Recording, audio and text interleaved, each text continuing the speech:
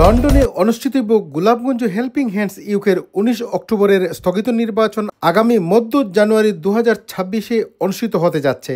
আমি Mohammad Hafizur Rahman, Golapganj helping hands ইউকের নির্বাচনের প্রধান নির্বাচন কমিশনার। আগামী মধ্য জানুয়ারিতে এই সংগঠনের স্থগিতকৃত নির্বাচনের তারিখ নির্ধারণ করা হয়েছে।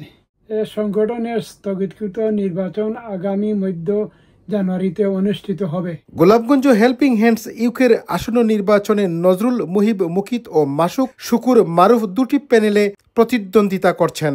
দুটি প্যানেলের নেতৃবৃন্দ ও ভোটাররা যাতে সময় নিয়ে সুষ্ঠু নির্বাচনের জন্য অংশগ্রহণ এবং প্রস্তুতি নিতে পারে সেজন্য আগামী নির্বাচনের মাস ঘোষণা করেছেন প্রধান নির্বাচন কমিশনার মোহাম্মদ হাফিজুর রহমান। এই নির্বাচনে দুটি প্যানেল নজরুল, মুহিব, মুকিত এবং মাসুক, শুকুর, মারুফ প্যানেল অংশগ্রহণ করছে। আপনাদের সকলকে সংবিধান অনুযায়ী প্রস্তুতি নেওয়ার জন্য অনুরোধ করছি। পরবর্তীতে স্থান, তারিখ এবং সময় জানিয়ে দেওয়া হবে। এ নির্বাচনের জন্য দিন, তারিখ ও ভোট প্রদানের স্থান পরবর্তীতে জানিয়ে দেওয়া হবে বলেও জানান এ প্রধান নির্বাচন commissioner. Chowdhury Murad, NRB TV news, London.